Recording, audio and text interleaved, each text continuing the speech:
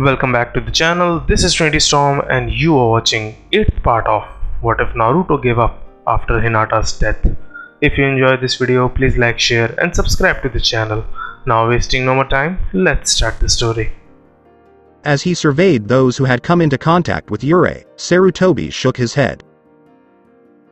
To facilitate their care, they had all been summoned to a single room. The Hokage had hoped to get a debriefing as well, but the more he looked around the room, the more he realized this was unlikely. Almost no one in the room was both in the know and physically capable of providing what he required. One Anbu, whose high falsetto tone made it difficult to understand what he was saying, divided his time between speaking normally and walking without a limp. The next person to come to Hiruzen's attention had a massive concussion that was still being treated by medics. Lucky contestant number 3 had a burst eardrum, was slightly concussed, had to stop blood flows from his broken nose on occasion, and was generally bruised. He was apparently also delirious because he claimed his condition was caused by being hit with the signature jutsu of the 4th Hokage. To the chagrin of the Jonin, he reported that all of his injuries had been accumulated in less than 3 seconds, which Hiruzen had to dismiss as impossible. Only the yellow flash could move that quickly. He was actually quite embarrassed about it. Hiruzen chuckled quietly to himself as he looked down the line and spotted Asuma. Hiruzen was no longer a cage, feared throughout the elemental nations, when he saw his son lying on a pallet on the ground, his clothes soaked in the dark, almost black-red blood that was the sign of an arterial wound. Instead, he was a father who was sick with concern for his son. Asuma. Are you okay? He inquired, concerned. Asuma smirked at his father's overprotectiveness and kicked to his feet. I'm fine, Dad. See? He spread his hands wide to show that he was fit and well, only to have one of his large olive-skinned hands grasped by a smaller, slimmer, paler-skinned one. Sit down, Hiruzen said, noticing Kurenai, who had been sitting next to his son, knees pressed against her chest. But. Sit. She exclaimed, her eyes gleaming. Asuma abruptly set his large frame down to rest with a soft thump. You were severely injured, Kurenai reprimanded him. You will remain seated until you have been examined by a doctor. Asuma sighed longingly and lit a cigarette, only to have it ripped from his fingers and ground underfoot. Wait, what the? Asuma glared at Kurenai, who simply smiled at him. Asuma rolled his eyes and sat down again. All right, you do the report. What happened? Inquired Hiruzen. Are you saying you confronted Yurei? Kurenai gave a nod. We came across a situation where an unknown was facing an Anbu and a pair of Chunin. The assailant was using some form of wind jutsu, which immediately piqued Asuma's interest. It's not often that he comes across someone who shares his elemental affinity. We caught the tail end of the fight. Yurei blinded his opponents and used that time to strike a few light blows. When the Anbu, she soon began to grind her teeth, certain that the other woman did not need to run her hands over Asuma's chest so frequently. Asuma nodded, agreeing with everything his love interest had said up to that point. I was impressed by his tactics and wind style, so I faced him while Kurenai remained in a backup position, ready to step in if necessary. Sarutobi examined his son from head to toe. I take it that assistance was required? He asked dryly. Kurenai shook her head, clearing her mind of vengeful thoughts with repeated genjutsu use. At first, no. Asuma proved to be more than a match for him in close combat, Hiruzen replied, raising his eyebrows. His kenjutsu was terrible, Asuma elaborated. And his taijutsu wasn't all that good, especially when confronted with a wind chakra augmented weapon, but he proved extremely proficient in fuinjutsu by creating a rather impressive barrier with just a single tag and some kunai. The third person nodded. They had discovered the barrier. After some investigation, they discovered that it was completely impassable from one side, while the other required only a small amount of chakra to render the entire thing inert. Of course, they had not anticipated the device exploding with the force of a low-yield explosive tag. Thankfully, no one was seriously injured.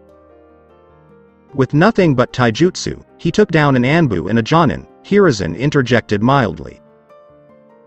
Asuma nodded, admitting his mistake. Yeah, but neither of them is a taijutsu expert, and from what I heard about the fight, they lost for the same reason I did. Oh? Yurei. He fights dirty. He gets the first blow in, and then builds up enough momentum in the fight with a series of crippling blows that leaves his opponent with little to no chance to retaliate. He's the type of guy who will do anything to get an advantage in a fight.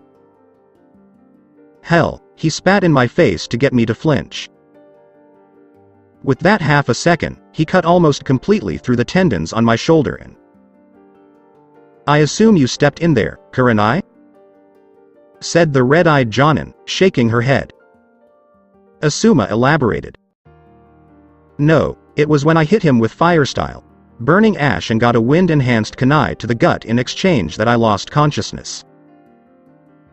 Kurenai shuddered slightly, not liking being reminded of Asuma's near-death experience so casually, and continued with their report. Yurei immediately went to Asuma's side. I thought he was about to finish him off and hit him with my tree-binding illusion. The genjutsu took hold quickly, but not only did Yurei recognize it as such, but he even called me out by name and asked me to stop or watch Asuma bleed out. Hiruzen slowly nodded. How serious were my son's injuries? Kurenai sighed and continued. The ash had disrupted the wind streaming of the blade that struck him, causing the damage to spread. The kunai was in deep and had cut several blood vessels, one of which was a major artery, as well as perforated his stomach. Hiruzen's pipe fell from his mouth, clonking on the floor. I believe congratulations are in order, Kurenai, he finally said. I had no idea you were such a skilled medic. Kurenai raised her head. It wasn't me. Yurei and I kept pressure on the wound, and Yurei gave Asuma what I thought were plasma pills, then retrieved his kunai, leaving Asuma to bleed out. Hiruzen's expression resembled the storm clouds outside. He would have given the kill order if he had known this ahead of time, rather than informing that Anbu captain to attempt capture with no lethality. Only he didn't bleed out. Instead, I watched as his flesh knitted together and healed right in front of my eyes. It had to be those pills, Lord Hokage. I'm not sure how, but they healed him. They did more than that, the medic interjected, for the first time raising her voice. Oh? Said Sarutobi, quirking his brow at the medic. She moved her head. Forgive me, Hokage-sama, I'm not saying I don't believe Kurenai-san, but I'm finding no trace of any recently inflicted wounds, and that's not all. I've treated Asuma-sama before. The medic trailed off, unsure how to explain her findings. Sarutobi detected an extremely well-veiled, yet rather potent, killing intent as her voice faded to silence. The medic continued her explanation, unaware of Kurenai's murderous thoughts. The amount of scar tissue accumulated by Asuma over the years has been reduced, and even the damage done to his lungs by his smoking habit has been mitigated. She didn't have to say anything else because the third understood what those signs meant. Regeneration. Hiruzen exhaled. While the Hokage was still distracted, the Anbu captain who had given the order to kill Yurei slipped quietly out of the room. He needed to inform Danzo-sama of this. Naruto clenched his teeth as he forced himself to finish the journey to his apartment while still in his fox form. He wished Shinigami had thought to warn him of some of the more serious consequences of inhaling too much of the wind's essence before he had done so. But he couldn't deny that it had been absolutely incredible while he was doing it. The entire world had slowed down for him as he borrowed the swiftness of the wind. He'd never been more aware of anything, ever. His mind had worked at breakneck speed, changing direction with the unpredictability of a breeze, even as he moved at speeds he had never dreamed of. His muscles, on the other hand, were seizing up and revolting against him as a result of the stress and strain he had heaped on them. Despite this, everything seemed strangely muffled. The pain seemed to be that of another person, which made it almost bearable. He assumed this was due to his transformation into a fox, as he was no longer wearing the same form as before. Perhaps that was why the pain didn't bother him as much? It could also be because he kept a tenuous grip on the wind as he trotted home. Yes, he was aware that it was a stupid thing to do. Yes, he was aware that it was most likely causing him more harm. But he was also certain that if he didn't do it, he wouldn't be able to make it through the storm and back home. Kyuubi laughed. Not at all, Kit. Yes, you're not feeling as much pain because you're in fox form, but that's only because you're in fox form. We VULPINES have a very impressive pain tolerance. There have been many cases where a fox caught in a trap will spend several hours gnawing. Not that you've ever been hunted before, Naruto grumbled tiredly. He'd made it to his apartment building, but he was far too weak to get to his usual point of entry, the window. He dragged his body towards the stairs, groaning. To be honest, what would the Kyuubi know about being hunted? Kyuubi decided that now was not the time to bring up the fact that he had once been the target of a certain lord's fox hunt. The so-called noble man in question thought it was amusing to release a pack of hounds to track a fox while he and a group of his friends chased after dog and quarry atop horses and blowing bugles, all while wearing scarlet clothes. All in the name of sport. And this moron thought that doing so demonstrated his nobility. Needless to say, those damn redcoats were in for a surprise when they finally caught up to Kyuubi. Needless to say, no more fox hunts were held. Naruto rolled his eyes at Kyuubi's maniacal laughter and concentrated on pulling himself up the stairs to his back door. Naruto finally reached the door, feeling and looking miserable with his wet and bedraggled fur clinging to his body. He sat up, closed his eyes, and mentally prepared himself for the pain that was sure to come. Naruto undid his hinge by slowly exhaling. As he became acutely aware of what his body was telling him, tears welled up and ran down his face, mixing with the rain and his own sweat. His face twisted into an involuntary snarl as he hunched over, making himself appear smaller and more vulnerable. Naruto opened his door jerkily, blessing Shinigami's sealing practice as the seal on his entrance automatically unlocked the place, recognizing his unique chakra. He almost tripped over his threshold, closing the door behind him. Big blunder. Naruto cried out in agony as the wind vanished, leaving him defenseless to the torment that now gleefully assaulted his senses. The sound of hurried footsteps reached his ears, barely audible in the midst of the raging thunder that thrummed almost ravenously through him. Naruto's pupils dilated. Someone had broken into his home. Despite the fact that he was in no condition to fight the water dripping from his body and forming a puddle at his feet, Naruto dragged himself into a ready position that even he knew had to be laughable, what with his hunched shoulders and quaking legs.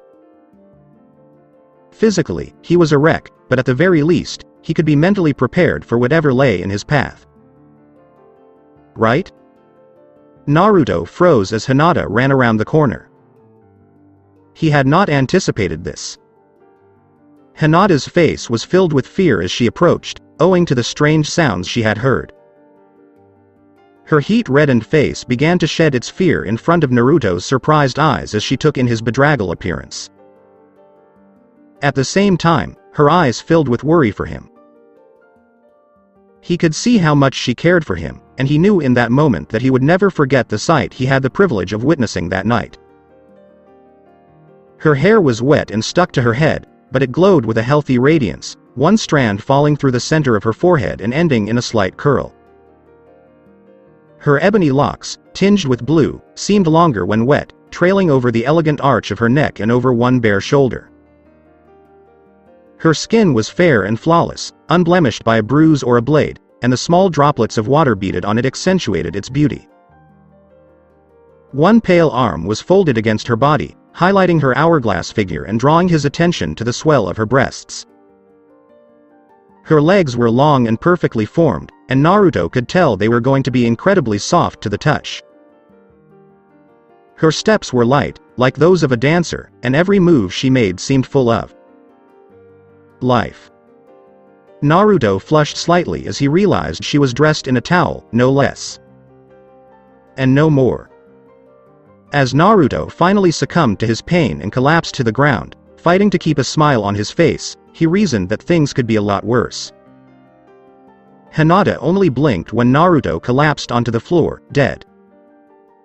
It was a testament to how much she had changed since Naruto became a fixture in her life that she had not passed out upon seeing her in such a state. But if he had remained conscious for much longer, the story would have been very different. She frowned and activated her dojutsu so she could see what was wrong with him. The Hyuga heiress was taken aback by the condition of her favorite blonde. His entire chakra network was fluctuating, dwindling to almost nothing and then bursting forth with incredible force. The way Naruto's chakra moved inside his coils was strange, almost like wind. But what was most disturbing was what was happening to his muscles. They were damaged beyond recognition in some cases, and the muscle itself appeared to be evaporating around the edges. Hinata immediately picked Naruto up and carried him to his bed, wincing at the sensation of his chilled flesh. His skin felt especially cold because she was warm.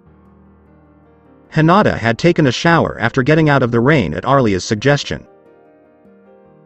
She had been concerned that she was intruding too much into Naruto's home, but after turning on those taps and luxuriating beneath the showerhead, she had used almost all of the hot water. She had just turned off the water when she heard the door open. She had just gotten out of the shower and, thankfully, had already wrapped a towel around herself when she heard Naruto scream, as any thoughts about her state of dress or undress had vanished in her haste to see if he was okay. The rush had resulted in the realization that he was, in fact, not. She hurriedly dumped Naruto on his bed and grabbed the top of her towel, which was about to fall to the floor. Hinata sighed and made her way to Naruto's wardrobe, noting in passing that the storm appeared to be passing. Naruto wouldn't mind if she wore some of his clothes, right? She had no idea how much trouble that simple question would cause Naruto. Hiyashi Hyuga sneezed as he arrived at his clan compound's main gates. The guards at the front didn't even bother checking to see if it was him. Hiyashi was the only person they knew who could instill such an intimidating look of cold rage in a Byakugan eye. When the Hyuga entered the door and saw the damage done to the clan grounds, his head froze. They appeared to have been struck by lightning. A lot of lightning. Hiyashi dismissed them as unimportant for the time being. "Call the elders," he said. "I'd have words with them." Oh, he'd have words with them. It was time to remind them of how harsh he could be, not only as clan leader but also as an irritated father. Horinsa had to be carried into the council chamber. Despite everything that had happened, he still decided to pursue Hinata. Unsurprisingly, a bolt of lightning came close to striking the man. It would normally have been enough to kill a man, but Horinsa was apparently extremely unlucky. The Hyuga was close enough to send a J-Ken strike into his chest, restarting his heart. Horinsa, on the other hand, did not consider himself fortunate. The man kept twitching and looking around with wild eyes, almost snapping. To be fair, he had recently been through some rather tough times. His heart had stopped for a brief moment, and he had been transported to the Shinigami realm. He was fairly certain that what he had witnessed was nothing more than a vivid nightmare. After all, would the Shinigami ever say emphatically, "You, sir, are a dick"? Yes, he said to himself, trying to reassure himself. It must have been a dream, she thought, but it had all felt so real. Especially when the imposter Shinigami began cauterizing the numerous cuts he had made with a red-hot poker. However, the pseudo-Shinigami paused before halfway through, sighed, and told him it was time to return. It was also a good thing, because Horinsa had been a gibbering wreck at the prospect of his next punishment, which would, in fact, involve shoving said red-hot poker up his. "We can get started now that we're all here," Hiashi said, interrupting Horinsa's train of thought. "Why has this meeting been called?" Takashi inquired, eager to return to the search for his youngest daughter, who had yet to be located. "All right," Hiashi said calmly. "It concerns Yurei." A respectful silence fell across the room. "You see, last night he broke into the Hokage's office before being apprehended by an Anbu, Kakashi, and Guy.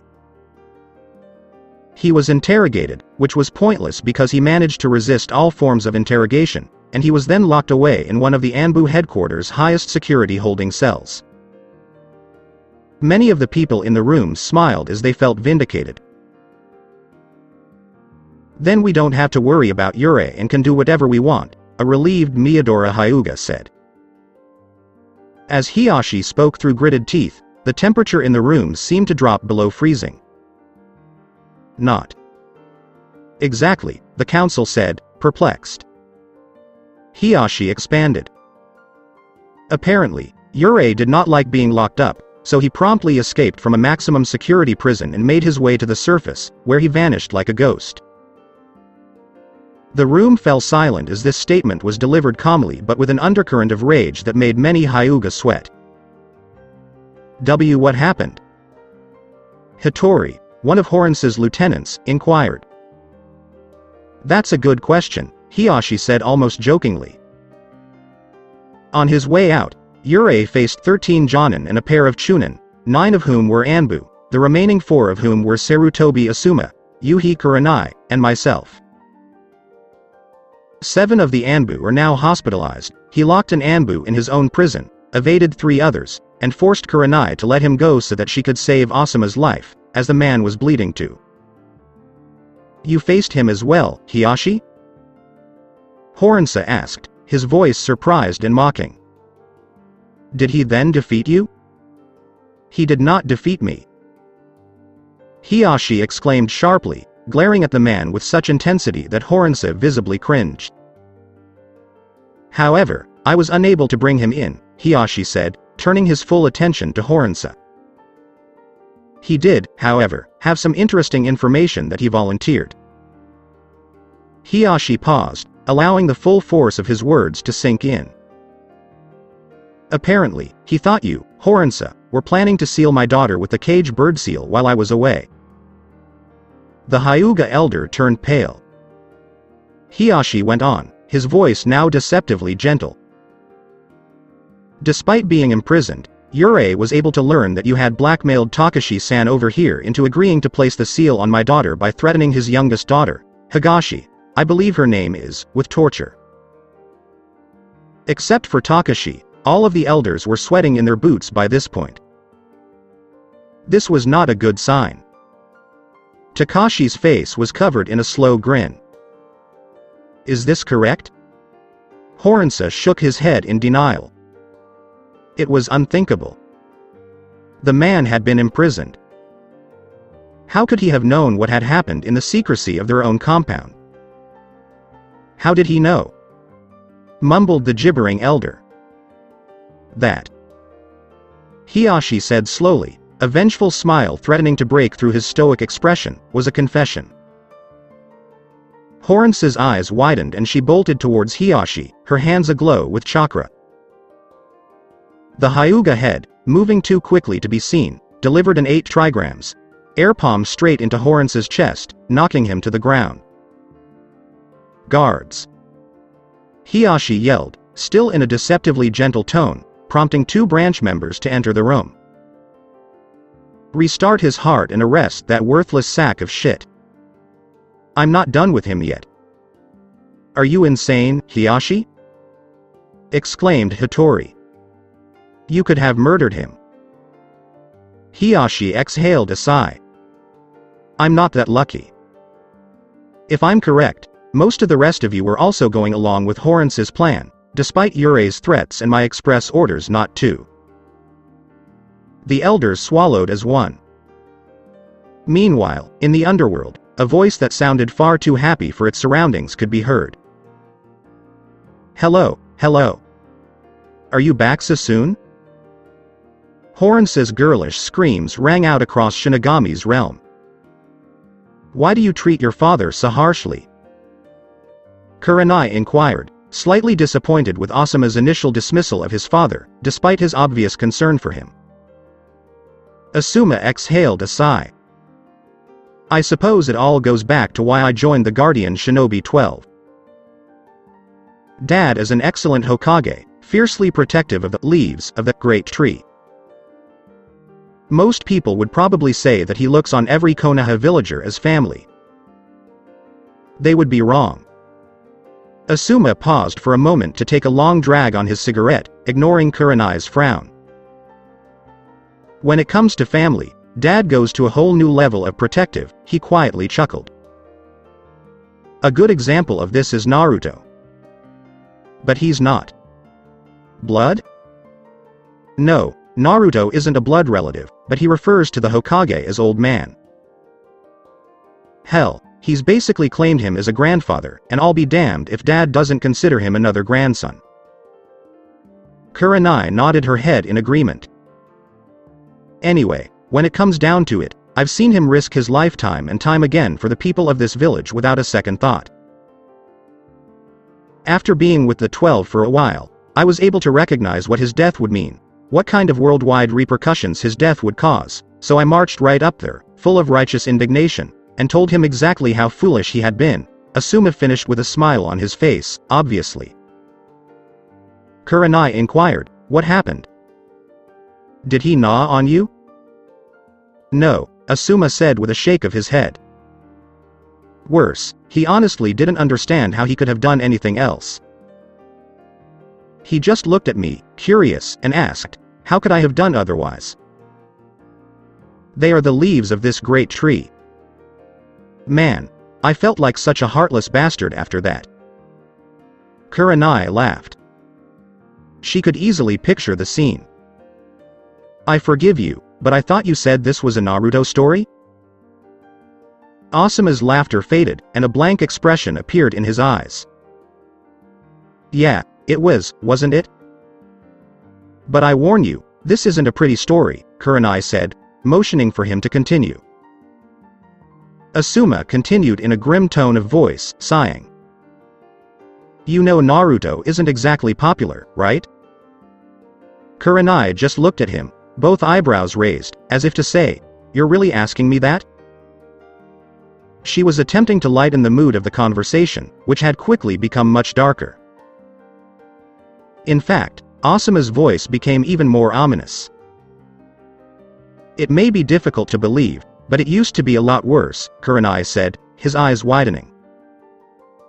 Asuma sketched out the plot gradually. It started out small, like mild doses of food poisoning. Sometimes the gas was left on in his apartment, or he'd get sold a kettle with bad wiring. We didn't think anything of it really. Naruto was just a kid, and these are all things that a kid would do. Kurenai was shocked.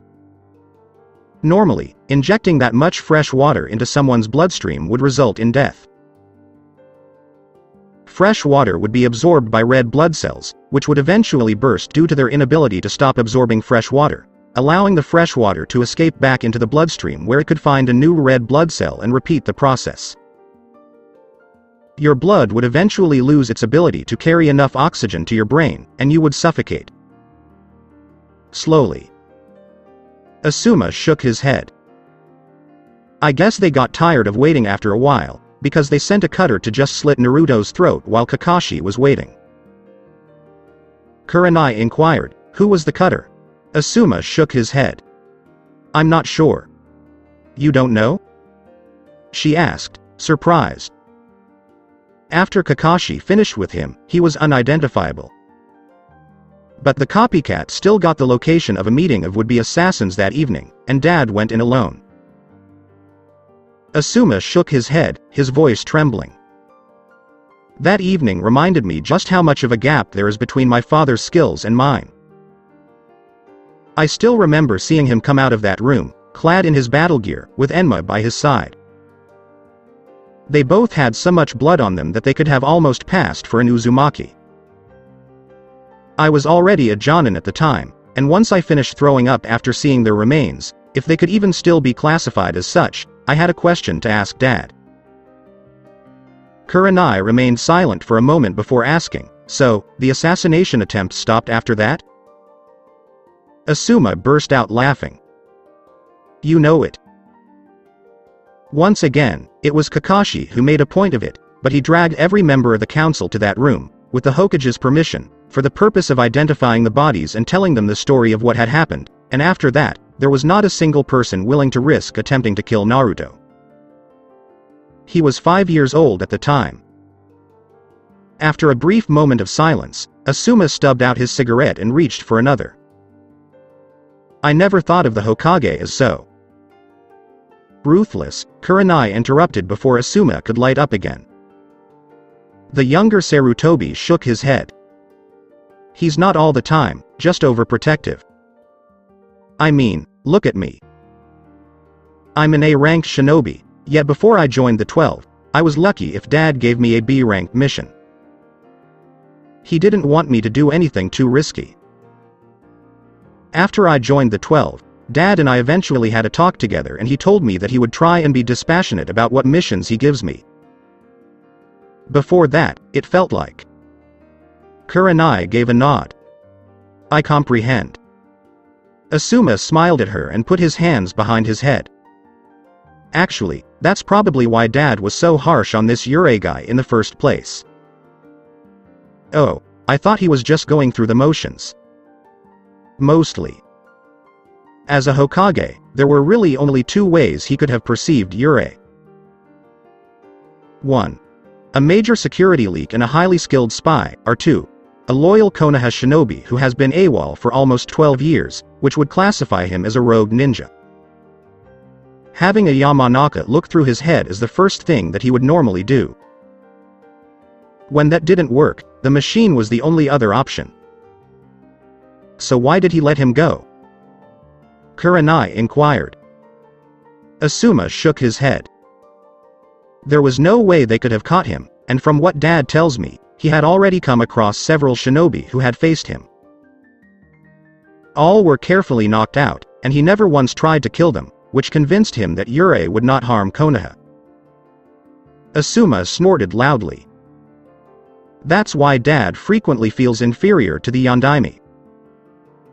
He'd sacrifice himself for the village in a heartbeat, and he's now able to force himself to send his family on potentially lethal missions, but deliberately and knowingly sacrificing your family for the good of the village? He doesn't think he's capable of it. Kurenai agreed and bit her lower lip. All of this talk about Sarutobi family values, combined with the fact that she had almost seen Asuma die right in front of her, had made her think. Asuma. I've been thinking since. An Anbu appeared right beside them. I apologize for bothering you, but you two have been summoned to appear before the Hokage. Kurenai cursed the Anbu as well as their perfect timing. Naruto awoke on his back, staring at a bright blue sky with clouds racing across the heavens, propelled by the wind. However, something was off. Naruto's eyebrows shot up as he saw a very familiar arm. Yet one he hadn't seen in a long time. At least not without purposefully making it so. He surveyed himself as he stood up, wondering why he was in his older body rather than the kid he had become. Okay, that's new, he shrugged, before looking around to see where he was. Naruto exclaimed. He couldn't believe what he was seeing. He was in the middle of an island. His vision was filled with rolling plains, oceans of grass standing taller than a man reaching for the sky. Beyond that was the sea, rocking and plunging as the wind buffeted it. Waterspouts, tornadoes of wind and water that threw a fine silver mist throughout the area, were scattered around the island. While lightning crashed down from a cloudless sky, the mist caught the light of the sun, sending multifaceted rainbows dancing around. Naruto had the sensation of floating. When he looked down, he saw that his feet had indeed left the ground. Shocked, he reached out and used the grass around him to pull himself back to the ground, then latched himself to the floor with chakra. However, it was not performing as well as it should. A wise decision, a deep voice said to him. You will never return if you leave the ground here. Naruto turned to see a giant dressed in old-fashioned armor. His face was hidden behind a forged gold mask, and he held the scabbard of a long sword at his side. He held a wooden bottle of sake in one hand and a bow slung over his shoulder. The scabbard was bare. Who are you? Naruto inquired, suspicious. The figure laughed, which sounded like thunder in the distance. I feel compelled to congratulate you, boy. You have accomplished a great deal in your short life. He extended his hand and began ticking things off.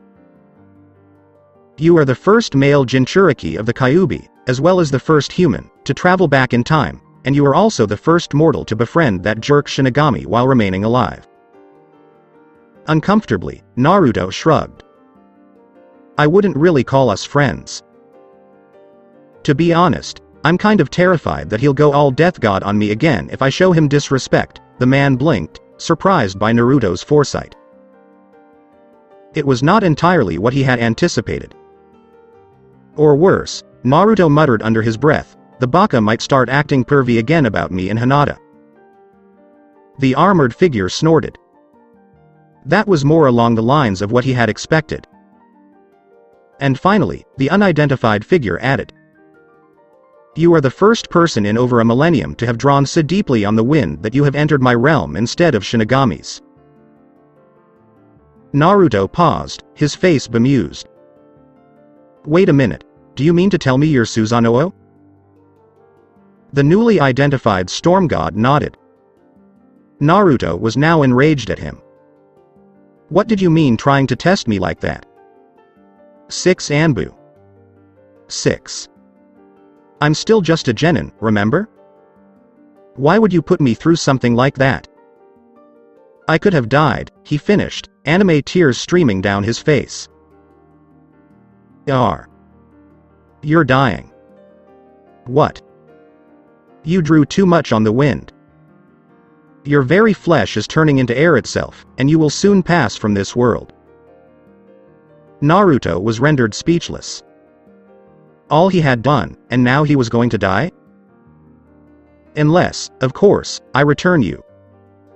Naruto was immediately wary. He had learned early on that favors were rarely given for free.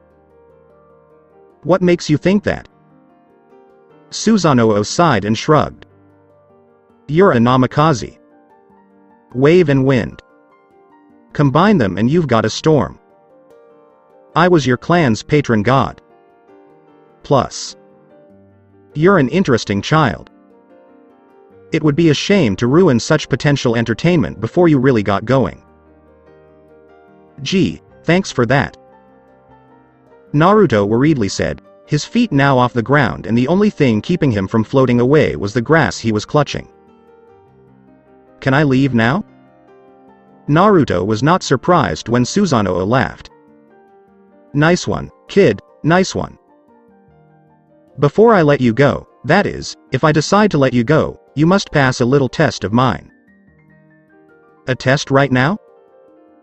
Yes, Susanoo said, launching a sweeping kick through the grass, pinning Naruto to the ground. Naruto let out a yelp as he leapt towards the firmament like an arrow from a bow, only to come to a halt as Susanoo clapped his hand. What is this? Yelled Naruto. You failed the test. I release you. Okay, Naruto growled. Get started. Susanoo laughed. I like you, kid, you've got sass, so before we start, I'm going to give you a gift.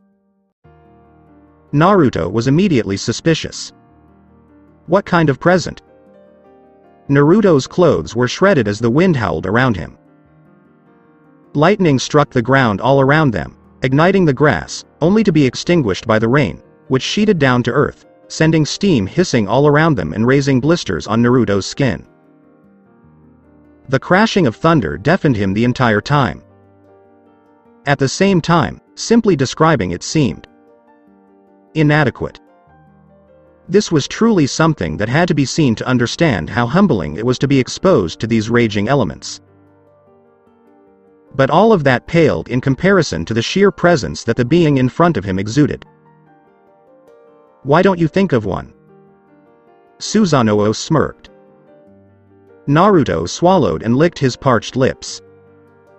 Figures, why would I have thought Susanoo would want to be cautious? Susanoo burst out laughing. Choose any gift you want, Naruto. I have the power to turn you into a god among men. For a brief moment, the thought of it had Naruto in its sultry grasp. He was being offered power, far more power than he could ever obtain on his own. He could put that power to good use. He could use it to defeat Madara or to protect his beloved people.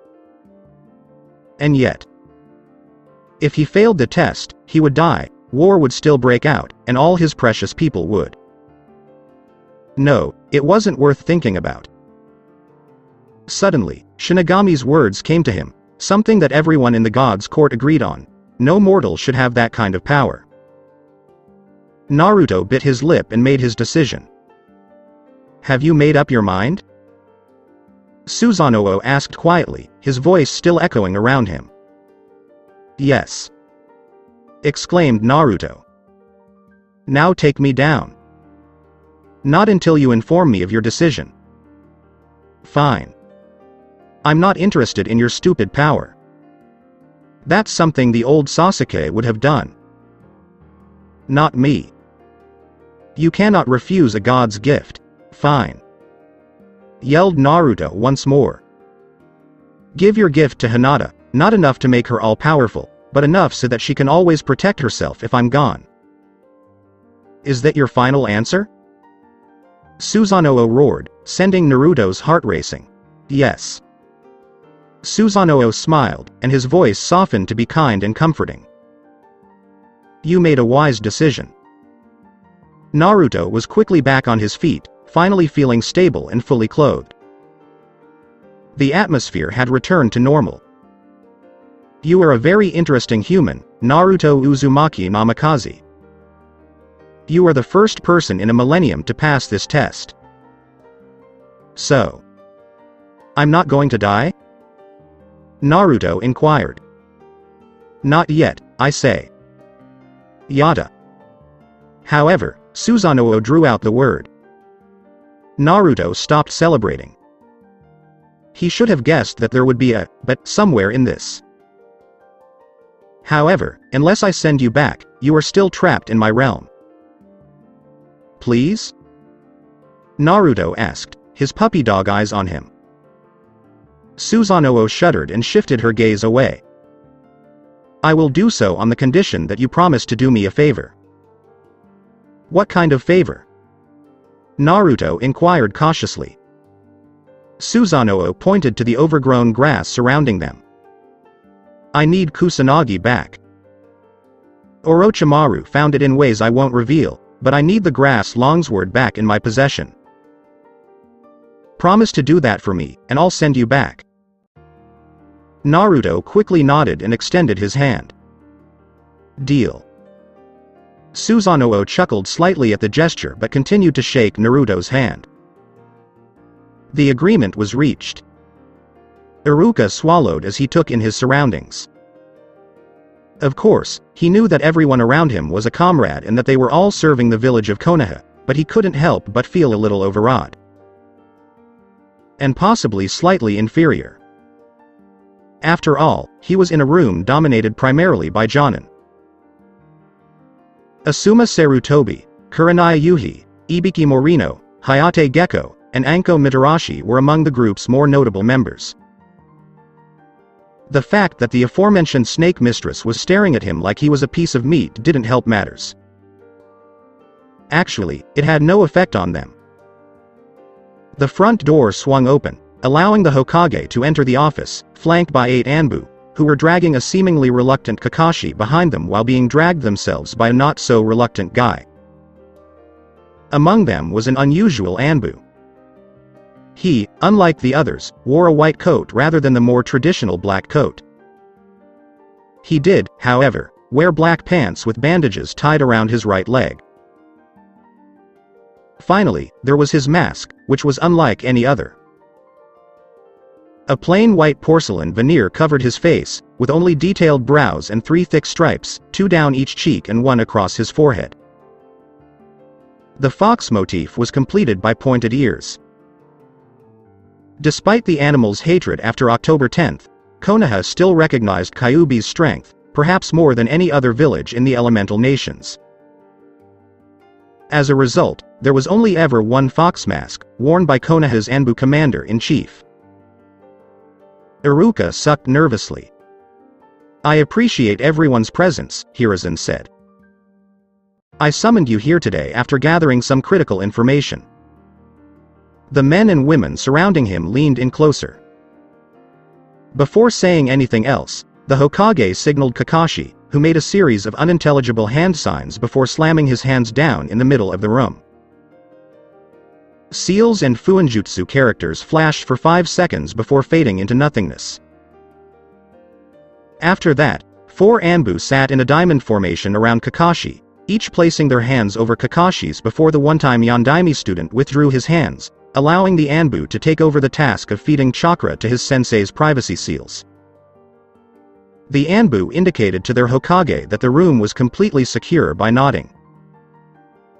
Hiruzen bowed his head in thanks before speaking again, his voice quiet and solemn. "War is on its way." At these words, everyone in the room tensed. Several of them had vivid memories of fighting in a previous war. It was not something they wanted to do again. At this point, Iruka felt even more out of place. "Excuse me, Lord Hokage, but if this is a meeting to inform some of your top jonin about an impending war, please excuse my need to inquire, but why on earth am I here?" Sarutobi laughed. "I'll take care of it." "Where did you find this information, Lord Hokage?" Ibiki inquired, feeling a little left out. When it came to information, he was usually among the first to know. "Yurei relayed a message to us, albeit a slightly cryptic one, but easily decipherable." "Do you believe him?" Kakashi asked monotonously. "Yes, I do." The message said, "When the playful war comes to the leaf, the snake will strike in the final hour." "Dear old sensei is returning home," Anko said singsongly. Everyone around her took a step back, terrified of the flames that seemed to be guttering in her eyes. "That doesn't give us much information," Guy grumbled. "Yet it gives us more than we had," Asuma said, taking a cigarette drag. "He plans to attack us in the next Chunin exams that come to Konoha," Kurenai grumbled. Iruka's face flushed and he turned a little green as he realized why the Hokage had wanted him, an academy teacher, in a jonin meeting. "By then, my students will be genin," Iruka said, feeling like he was about to throw up. "Some of them could even be taking Chunin exams." The Hokage simply nodded. "I will not let them be caught off guard in such a situation, so Iruka, who in your class will be ready to become a shinobi by next week." Iruka closed his eyes and put his hand over his face. He wasn't always an academy teacher. He'd been on the front lines before and witnessed friends die right in front of him. That is when he began teaching. Simply put, he cared far too much. He was unable to separate himself from the people who surrounded him and broke down after witnessing their deaths. And now the same issue had reared its ugly head. He loved his students, some more than others, and the fact that his decision right now could send them to an early grave did not sit well with him. Kakashi went up and smiled at Iruka, clapping his hand on Iruka's shoulder and speaking quietly to the man. "Come on, Dolphin, the Hokage is asking you a question," he said. Iruka took a deep breath in slowly. "Thanks. Dog," he said quietly enough that their conversation was not overheard. "Please forgive me, Hokage-sama," Iruka said as she took a step forward. "This year's class of hopefuls is extremely promising, including heirs from some very prominent clans. While I am not sure if all of them are ready for the shinobi lifestyle, I believe they will be competent enough to pass both the academy exam and the graduation testing." "Their names?" Sarutobi inquired as he rummaged through a stack of folders. "Certainly. Sasuke Uchiha, Shikamaru Nara, Hinata Hyuga, Shino Aburame, Kiba Inuzuka, and Ino Yamanaka are among the characters." "Is that in descending order of ability?" Anko inquired, intrigued. "Mostly," Iruka paused. "Hinata, on the other hand, is a better ninja than Shikamaru, and possibly even Sasuke, but I'm not sure how much her personality will affect her performance in the field. You see, she's a very nice girl. At the same time, Shikamaru is an absolute genius who is hampered by his own laziness." Anko smiled brightly, relieved to know that the year had at least one capable kunoichi. "What about the civilians?"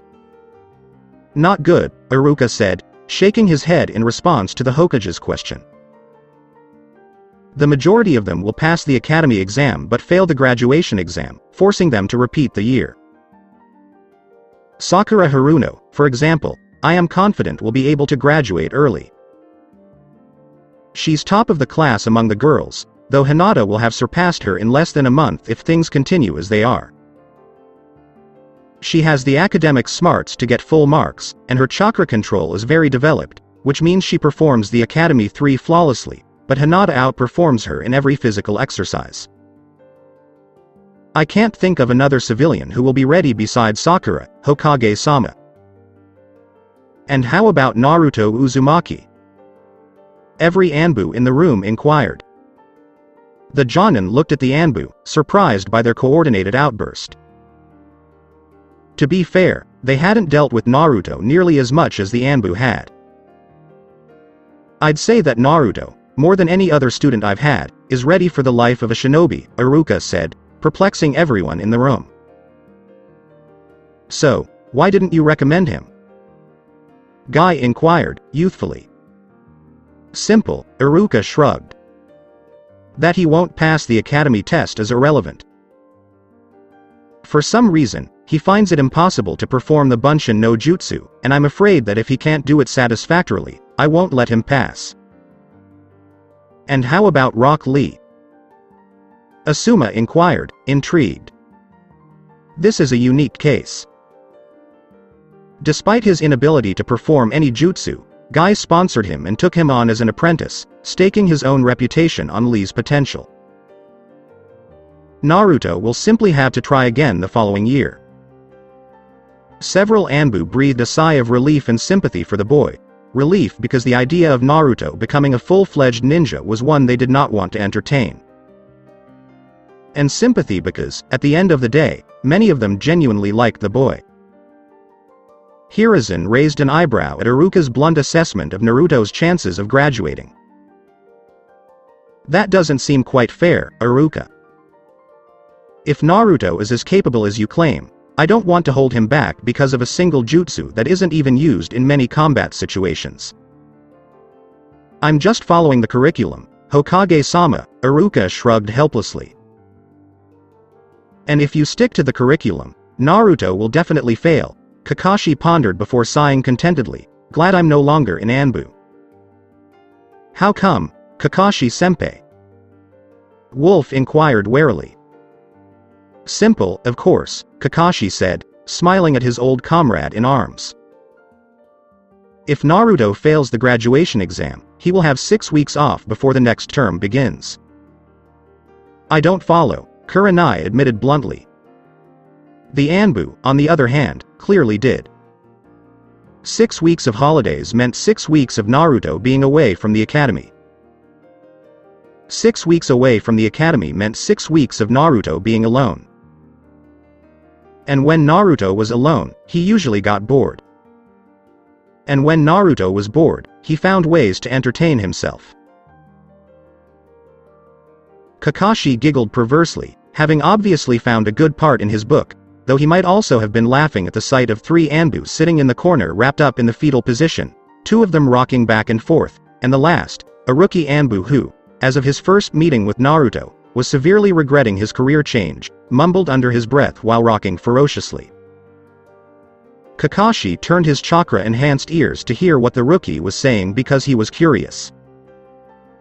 "Mommy, I'm a good boy, no more pink spandex. The color orange is associated with the devil. Horse is a good young man." Kakashi shifted his focus to something else, anything else, shuddering slightly. That was just wrong, and he couldn't help but smirk slightly. He almost pitied the person who got Naruto as a student. "Come on," Kurenai exclaimed, "he can't be that bad." Every Anbu in the room, both past and present, stopped what they were doing and looked at Kurenai, then at each other. A. Horse is a nice boy. Ignoring the sobbing rookie, Iruka took the opportunity to fully explain the situation. From what I recall, the last time Naruto failed the academy, he declared an all-out prank war on Konoha as a whole. Thing is, it went a little bit overboard. What occurred? Iruka and the Hokage exchanged significant glances before swallowing and telling them everything. Time skip. Chaos and disbelieving horror filled the room. Kakashi was wide-eyed and pale, Asuma had just started his second pack of cigarettes, and Kurenai had collapsed to the ground in a dead faint. Wait a minute. Training this bunch of brats may be a lot more fun than I thought, she said slowly. Was that him? Hayate was perplexed. With all due respect, Hokage-sama, I don't think we should let Naruto go completely free for all of this. I know he's a special case, but I totally agree with you, Ibiki-san, said Sarutobi.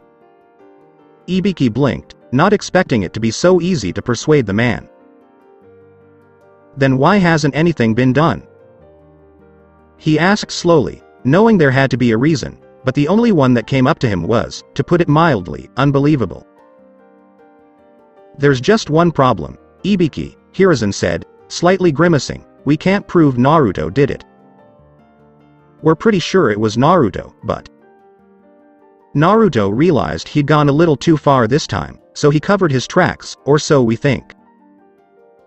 It was probably a lot easier in the chaos that followed. Personally, I'm not sure how he obtained so many supplies. Never mind how he got into so many high-security areas in a single week, including our water supply. I know he didn't mean any harm, but if he had, he could have realistically caused damage to all of Konoha. The Anbu looked at Fox, slightly panicked, but Fox stood calmly, arms crossed, having already made his decision. Naruto would pass this upcoming academy exam by hook or by crook, even if he had to order his Anbu to act as Naruto's very own private tutor. Hiashi was worried. After Naruto's discussions, he had been making a concerted effort to get his priorities straight, and as such, he had just spent the last couple of hours personally searching for Hinata, which may have had something to do with the fact that, without Hinata as a witness, he could not properly sentence Horinsa. The Hyuga head was getting better, but he was still a long way from perfect. However, the longer he spent searching unsuccessfully for his daughter, the more concerned he became. He had already checked Kurenai's place, only to find that she was not home, before searching most of the nearby training grounds.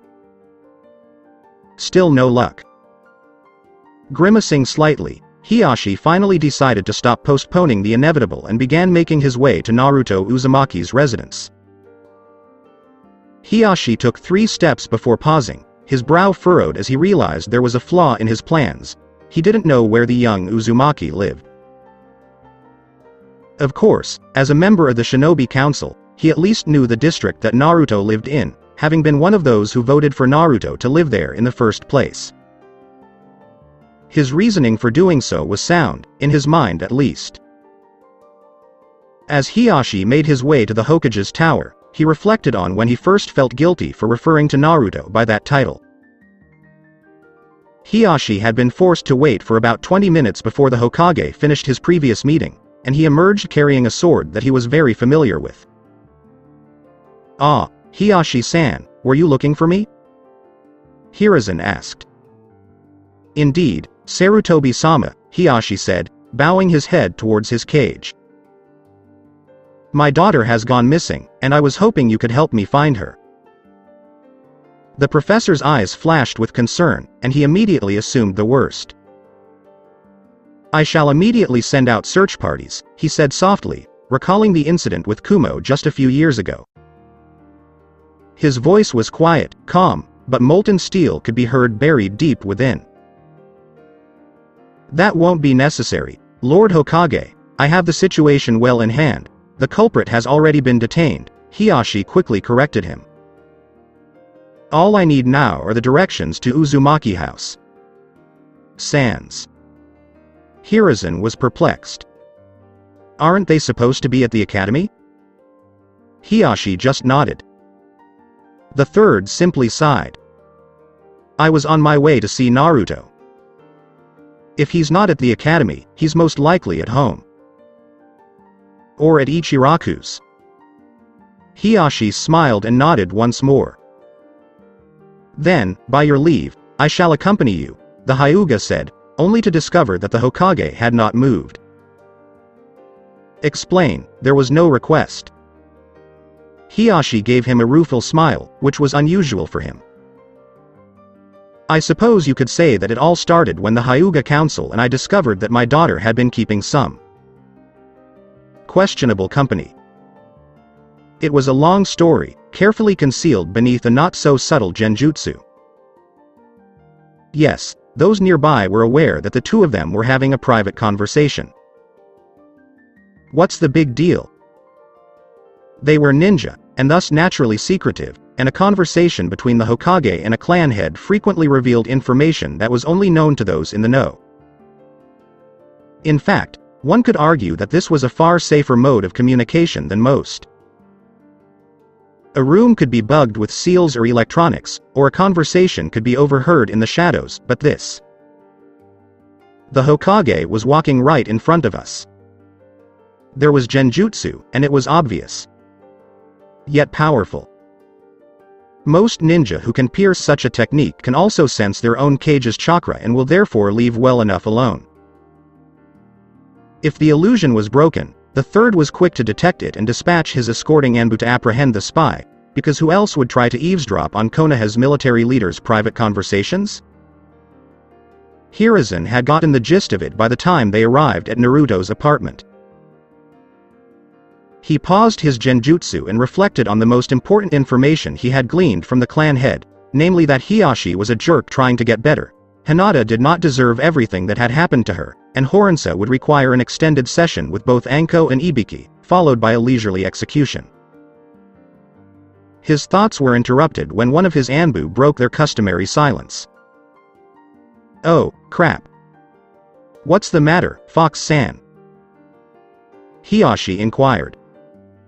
"From what I can tell, Hiyashi-san, Naruto has closed his window." A volley of repressed expletives rang out in the Anbu. It would be inappropriate to swear in front of their commander. The Hokage was also perplexed. How exactly is that a problem? Naruto's apartment is one of the more secure homes in Konoha, Kat said, flipping her long hair over her shoulder. Hiruzen gave a nod. He was aware of this. After all, he and Jiraiya had implemented many of the security measures in an effort to protect the child. Is that why I'm having trouble seeing through it with my Byakugan? Hiashi inquired. Wolf gave a nod. The building has been strengthened with a number of jutsu. The door, for example, would require a strong jutsu, normally a B rank or higher, to break down, or someone of Guy's physical strength. And when everything is locked up, the apartment puts a barrier jutsu in place, which was necessary after some of Konoha's more radical elements tried to torch his apartment. Haishi's eyes blinked. He could imagine how much work would have gone into such a project. He couldn't deny that such precautions were necessary to protect such a valuable military resource. Nonetheless, he questioned whether the Hokage's motivation had been based on logic.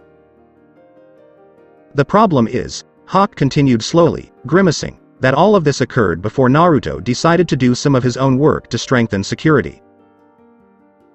Normally, he'll just leave the window open because it's mostly civilians who cause him problems, but with it closed, we'll have to take the path of death, the Anbu said in unison, a shiver running down their spine. Despite this, their eyes sparkled with excitement. That's a rather pretentious name for Uzumaki Little Sans pranks, snorted Hiashi. The Anbu gave him a blank stare. What do you mean, Hiashi-sama? Horse inquired. We came up with the name. As Fox called for backup, a large bead of moisture appeared at the backs of Hiashi and Hiruzen's heads, stating that he was about to subject them to some extreme training. Naruto had come a long way since his first time travel.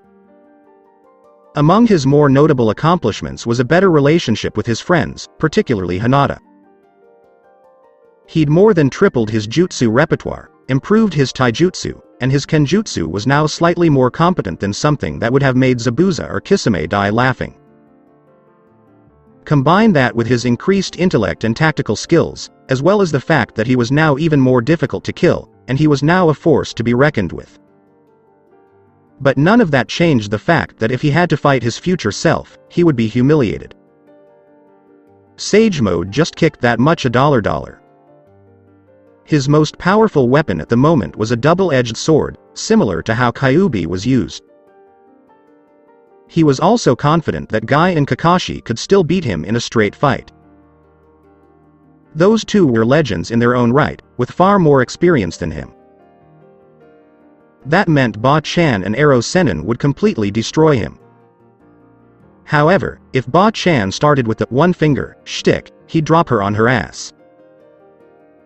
Shinigami had set him to focusing on things he had almost forgotten, knowing that his size was a limiting factor in his strength. Things like stealth, patience, and dirty fighting come to mind.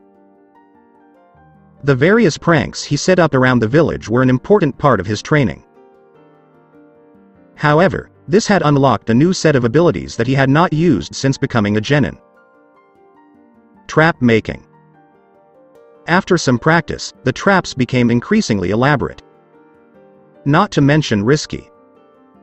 And he'd spent so much time on some that were simply too dangerous to throw away. Especially with all of those people spraying graffiti everywhere. The majority of it was not flattering. The rest was even worse. This is where the permission to renovate came in. Fortunately, he was the only person living in the building, which belonged to a civilian council member. After putting on a show for them and being shown just how much political power he could theoretically wield, he decided to curry favor with Uzumaki and give Naruto free reign of the entire building. Naruto was now paying him double rent in exchange. It wasn't like he couldn't afford it at this point, and the building was only useful for tax purposes anyway. The first thing Naruto did was seal up his original front door, which led directly outside. It could still be used as a standard exit, but not as an entryway, unless you happened to have your chakra signature keyed into the doorknob. Only he and Hinata had access to this trap-free entrance at the moment. Anyone else would receive a painful electric shock. The next task was to cut another doorway into the apartment next door, which turned out to be a relatively simple task. Not only did this double his living space, but it also provided him with a new front door that opened directly into the top floor's corridor. Shinigami had to wheedle and cajole him into sealing all the lower windows and entrances before giving up and bribing him with a new jutsu. There were only 2 entrances to the apartment building, his window and the main door. Naruto lived on the top floor, which meant that getting to him required going through 10 floors of Naruto's own brand of devilry. In addition, as a result of all the practice, Naruto's seal work has greatly improved. He was able to add a sensor seal to his array that measured the amount and quality of a person's chakra and then adjusted the level of which traps to use to compensate. He'd done so much research that his sealing array could tell the difference between a human and an elemental clone. Unfortunately, determining whether or not it was a Kage Bunshin proved much more difficult. As a result, no lethal traps were ever used against a regular civilian. However, because this particular invading party consisted of numerous chunin, a heavy sprinkling of jonin of varying quality, a clan head, and the Hokage himself. Well, they were in for their own few hours of hell. Hiashi stood there, puzzled, as the number of Anbu in the area grew from 5 to 30. Not to mention the medic ninja they had dragged from wherever they could find them. They have 6 so far, including Hana Inuzuka, the village's top vet despite her age. Hana approached Hiashi, whom she had only met in passing due to her mother's position on the Shinobi Council. "Do you have any idea what's going on here?" she inquired. Haishi's pensive silence told her he had no idea. "It almost appears as if they're about to invade a hostile area," Hana continued, unconcerned about Haishi's Hyuga superiority complex. "Doesn't it?" Hiashi wondered, shaking his head. To be honest, he was completely perplexed by the ANBU's movements. Particularly when they began unsealing tactical armor from a number of scrolls that appeared to have been brought along for the occasion.